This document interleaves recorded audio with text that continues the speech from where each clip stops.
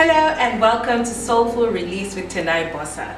I'm sure the past few weeks have been maybe somewhat confusing, I don't know, because I've had a lot of questions like, do you write it on a paper? If you write it down on a paper, does it mean it's gone?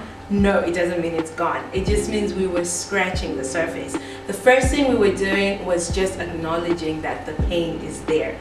There's a famous quote that says, healing does not mean the damage never existed. It just simply means it doesn't control our lives anymore. And that's exactly what I want us to do with Soulful Release. We get to release that pain and make sure that that pain doesn't control our lives.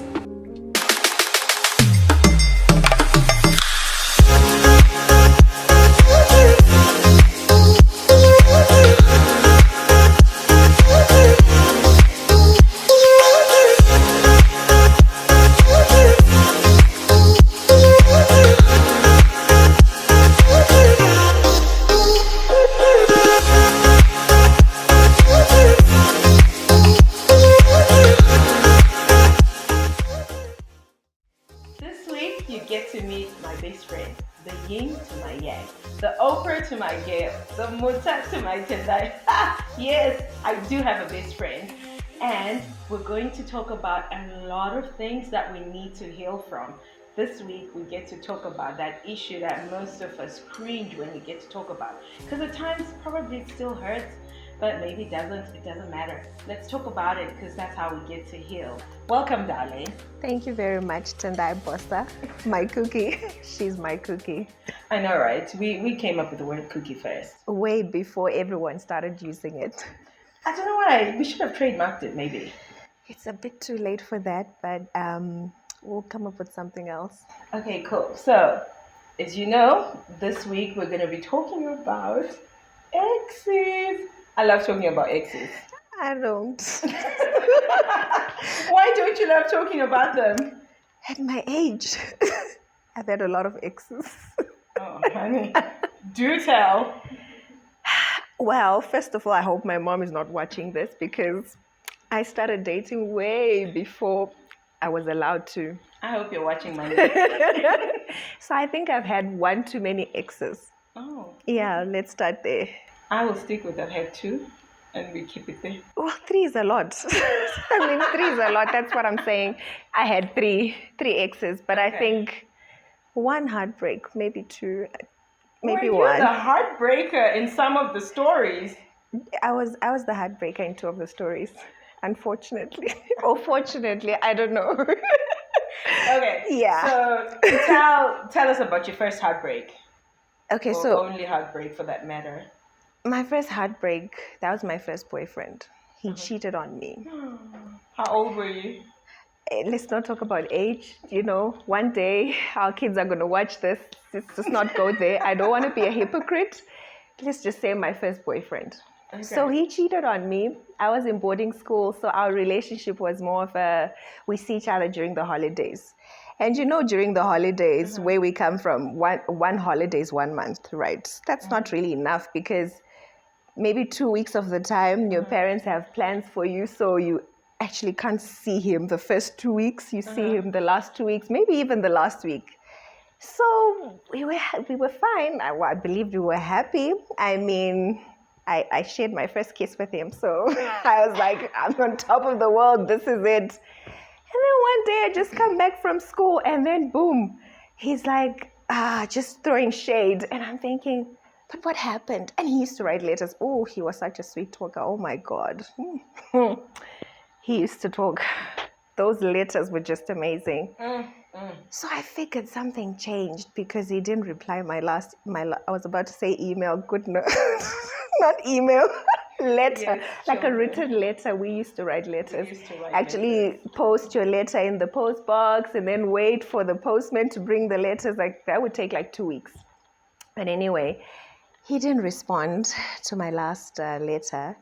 And then I knew there was something. You know when you know there's something going on? You have a gut feeling. I had a gut feeling. But you wanted to be a hero? But I thought, no, man. It's just we haven't seen each other. You know, this distance was killing us. So I got there, I went to his house, and he wasn't there. And I said, okay, but he's supposed to be here. Oh, no, actually, he went out with his friends. In that moment, I knew. You just knew? I just knew. Wow. And what did that do for you? What did you do? Did you break up with him? I didn't want to break up with him at first because I thought, I'm pretty sure I'm much, much prettier than the other girl. Oh, yes, That's what I thought. And then my friend at that time, she just told me, look, this guy's not worth it. If he's cheating on you and then you guys forgive each other, you go back to school, he's just going to do the same thing. You know what? Just break up with him. So I thought, okay, I'm going to break up with him, you know. He finally calls me back. And you know, back in the day, in the early 2000s, there were no cell phones. So I would be sitting at home next to the phone. We had landlines. So I'm like sitting next to the landline. He's going to call. He's going to call. We need to explain what a landline is, right? Do we? You know, a phone that's attached to the house. Not a mobile phone. I don't know how to explain, but we need to figure that out. Yeah. Anyway, I'm sitting by the phone. I'm waiting. Everyone at home is like, "Are you expecting a phone call?" I'm like, "No, I'm just watching TV, sitting here." And then he calls me. He's like, "Let's meet. I really want to talk to you." I'm like, "Yes, I'm gonna get him in the space I want." And then guess what? I get there and he's the one that breaks up with me before I get a chance to break up with him. He says, we're not working out, we're not compatible. Oh, at that time, I didn't even know what compatible meant. I'm like, but I love you, you know.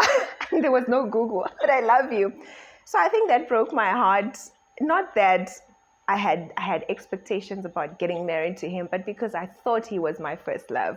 I thought we had a thing going on, but you know, when someone cheats on you, it leaves you with a lower self-esteem because you don't know what you think you've done wrong. I think that's the first thing with a heartbreak. You blame yourself a lot, and it takes a lot for one to actually get to that point where you say, you know what, it wasn't me. I'm not the cause of this mess. So. Oh, wow, no. And for the sake of your mother, we won't mention the age. We'll just maybe go with range. Were you in your teens? I was a teenager. Oh, wow. Yeah. Girl. I thank God teenage would start from 13 to 19. So that's a big range. We'll just say 19. Yeah. For interest sake. Yeah, 19. Wow. So if I get to tell you my story, I mean, that's probably a story for another time. I want to hear it. You have to say it. I got my heartbreak at 25. 25 years old. Yes, I was 25. So I had this idea that I was going to date, and the guy I was going to date was going to be my husband. We were going to be like, you know, I had funny dreams. I've got an interesting brain. So I dreamed that me and husband would sing at church. We would have our children and me and him will sing. We're going to be like, you know, family singers or something. We're going to do something in ministry. Yeah. But hold on, tell me something. You said the guy you were going to date. Do you remember growing up that they used to tell us there's a difference between dating and courting? So you actually wanted a guy to court? Okay. Because if you dated a guy, we were just dating for like what? You know, you just see how it goes. We used to call them time pushers. Can't believe it. I had no time pusher. I thought I was running out of time. You know, I had it figured out. I wanted to be married by 25 because I had this funny story that it had to happen before I turned 26. So there I was. I am in this relationship. I think I was in the relationship alone, you know, like now thinking about it. I will tell you a funny story where you looked at it and you thought you were going to break up with him. But for me, it wasn't like that. I drove. No, I didn't even drive. I didn't drive then. I got onto a bus from Pretoria to another country. And in my mind, I played it out. I was going to go meet this guy. And, you know, I mean, I could tell that things were not working out so well, but I thought if I go and I go the extra mile, go the extra mile. If he sees my, I'm thinking, come on, who doesn't like this wife material, you know, and wife material, I cook, I clean. No, I don't. Not really. But anyway, that's another story. So there I was. I'm on the bus. I'm playing out the script. Hey babe. Hey, hi. So there I was. I got there. I had my last $30. current not to be known. I got into the taxi, I got to the guy's house, and I knocked.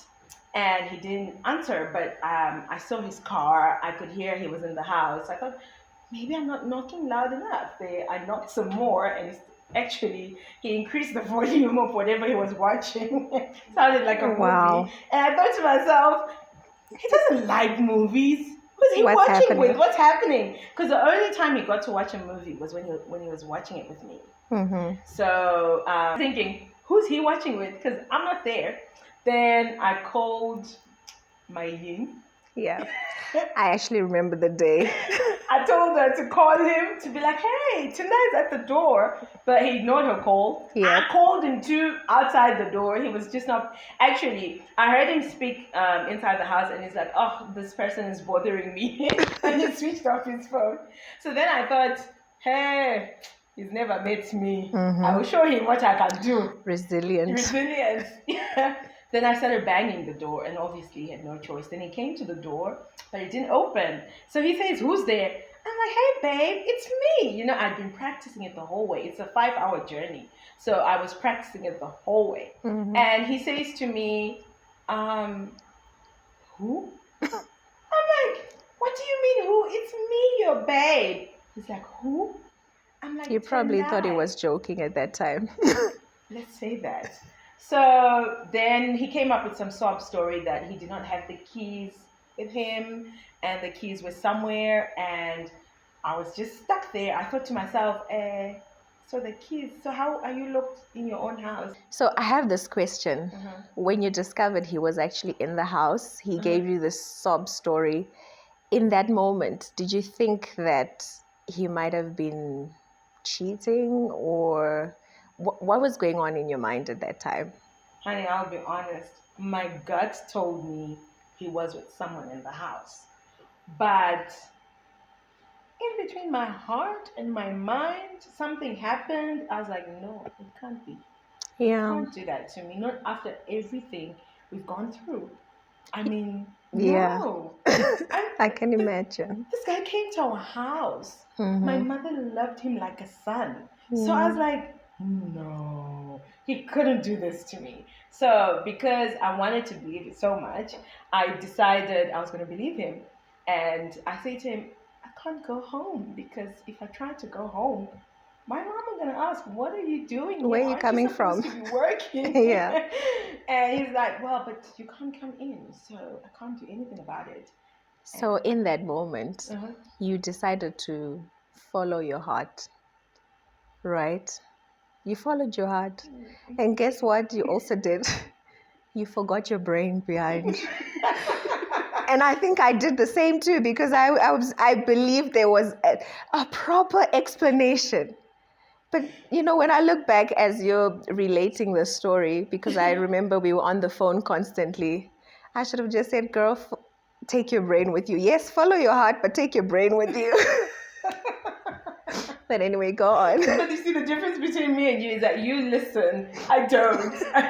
She doesn't listen. No, I don't. I've got a mind of my own. Yep. So if I've convinced myself that this is right, I'm going for it. I just go for it. Mm-hmm. So I don't think there's anything you could have said at that time. At that time, because yeah. When I talked to a lot of people who knew about this relationship, a lot of people were against it, and a lot of people said so many things to me at that time, but I heard nothing. Mm-hmm. She was the girl who loved the challenge, I think.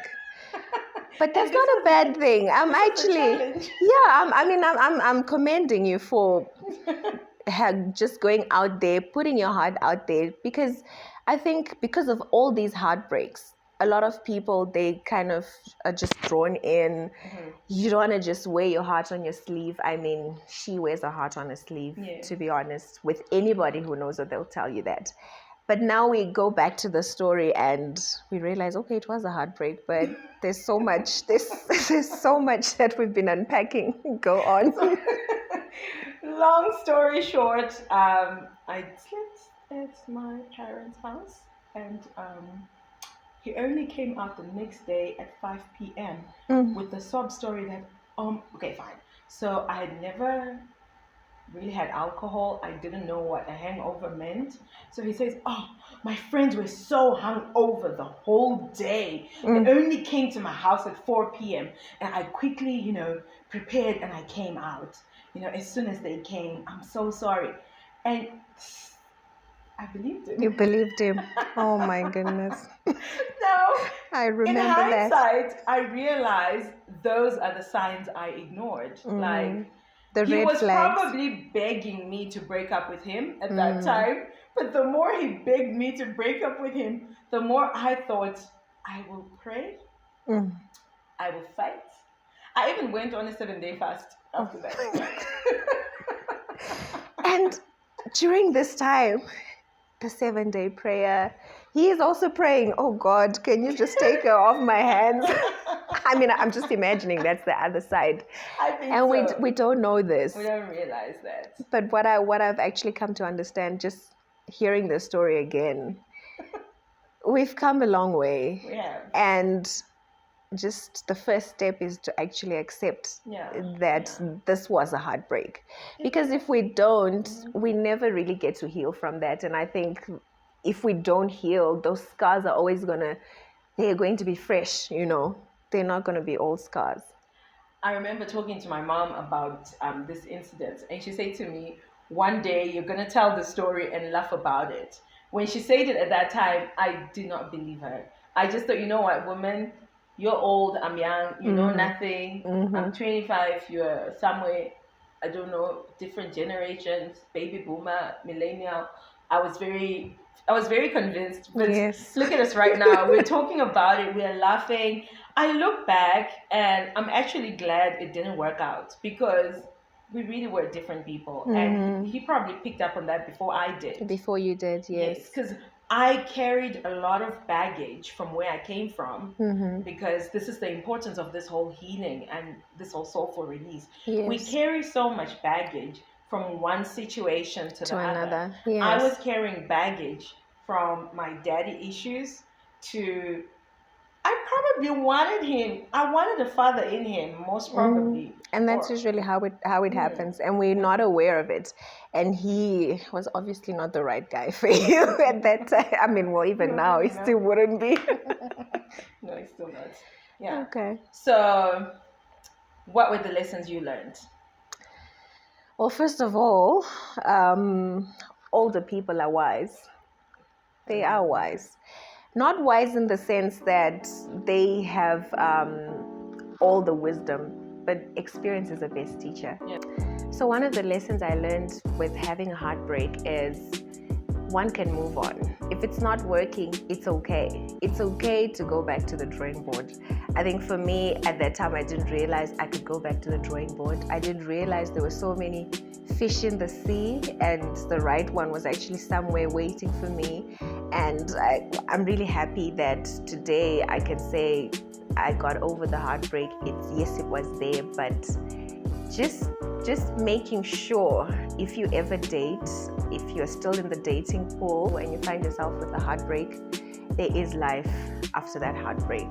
You will see. 100%. So much life after the heartbreak, and most of the times it could be a few months later or a few years later or a couple of years, many years later. But either way, you will look back and just be so excited that it didn't work out at that time.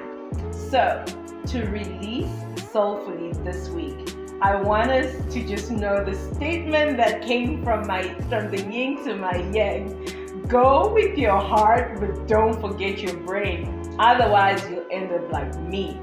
Don't forget, as we always do each week, remember those things that keep holding you back from enjoying your life, from moving on. Write them down and burn that paper. It allows you to just